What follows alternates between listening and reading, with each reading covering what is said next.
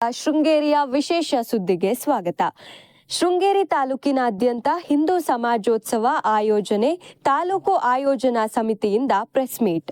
RSS 100 ವರ್ಷ ತುಂಬಿದ ಸಲುವಾಗಿ ದೇಶದಾದ್ಯಂತ ವರ್ಷ ಪೂರ್ತಿ ಹಲವು ಕಾರ್ಯಕ್ರಮಗಳನ್ನು ಹಮ್ಮಿಕೊಳ್ಳಲಾಗಿದೆ.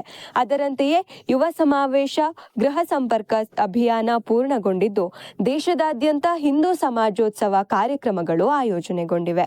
ಈ ಹಿನ್ನೆಲೆಯಲ್ಲಿ ಶೃಂಗೇರಿ ತಾಲೂಕು ಹಿಂದೂ ಸಮಾಜೋತ್ಸವ ಆಯೋಜನಾ ಸಮಿತಿಯು ಪತ್ರಿಕಾಗೋಷ್ಠಿ ನಡೆಸಿ ತಾಲೂಕಿನಲ್ಲಿ ಆಯೋಜನೆಗೊಂಡ ಹಿಂದೂ ಸಮಾಜೋತ್ಸವಗಳ ಬಗ್ಗೆ ಮಾಹಿತಿ ನೀಡಿದರು.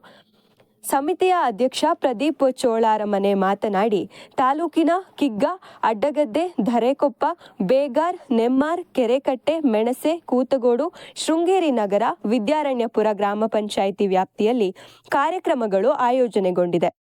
ಶೃಂಗೇರಿ ಕಾರ್ಯಕ್ರಮದಲ್ಲಿ ಶ್ರೀ ಶಾರದಾ ಪೀಠದ ಜಗದ್ಗುರು ಶ್ರೀ ಶ್ರೀ ವಿಧುಶೇಖರ ಭಾರತಿ ಮಹಾಸ್ವಾಮಿಗಳು ಉಪಸ್ಥಿತರಿರಲಿದ್ದಾರೆ.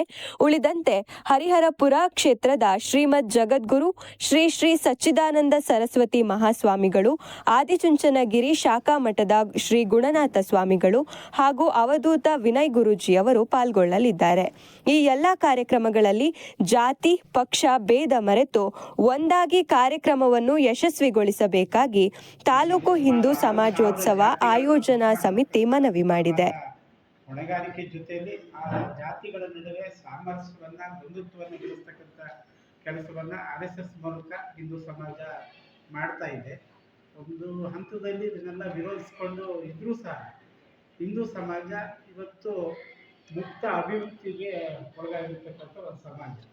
ಯಾಕಂದ್ರೆ ಇದನ್ನ ಯಾರು ಬೇಕಾದ್ರೂ ಟೀಕೆ ಮಾಡ್ಬೋದು, ಯಾರು ಬೇಕಾದ್ರೂ ಚರ್ಚೆ ಮಾಡ್ಬೋದು, ಯಾರು ಬೇಕಾದ್ರೂ ವಿರೋಧಿಸ್ಬೋದು, ಯಾರು ಬೇಕಾದ್ರೂ ಪ್ರತಿಭಟಿಸ್ಬೋದು, ಎಲ್ಲದಕ್ಕೂ ಅವಕಾಶ ಇದೆ. ನಾವು ಧರ್ಮಸ್ಥಳ ಘಟನೆಗಳು ನಡೆದಂತ ಸಂದರ್ಭದಲ್ಲಿ ನೋಡಿದ್ದೀವಿ. ಬೇರೆ ಧರ್ಮದ ಮೇಲೆ ಇಂಥ ಒಂದು ಅಟ್ಯಾಕ್ಗಳಾಗಿದ್ರೆ ಬಹುಶಃ ರಕ್ತಪಾತಗಳೇ ಆಗಿರ್ತಕ್ಕಂಥ ಸಂದರ್ಭಗಳಿತ್ತು.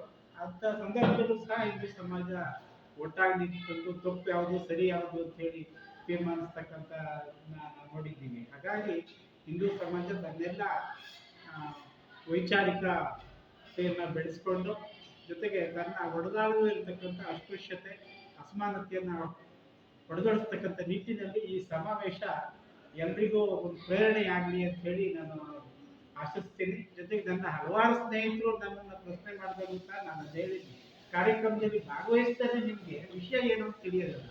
ಒಂದು ಹಂತದ ಇದು ಮಾತ್ರ ಗೊತ್ತಾಗ್ತದೆ, ಬೇರೆ ವಿಚಾರಗಳು ನಿಮ್ಮ ತಲೆಗೆ ಹೋಗೋದಿಲ್ಲ. ಕಾರ್ಯಕ್ರಮದಲ್ಲಿ ಭಾಗವಹಿಸೋದ್ರ ಮೂಲಕ ನಿಮ್ಮ ಅಭಿಪ್ರಾಯಗಳಿದ್ರೆ, ವಿರೋಧಗಳಿದ್ರೆ ವ್ಯಕ್ತಪಡಿಸೋದು ಸೂಕ್ತ.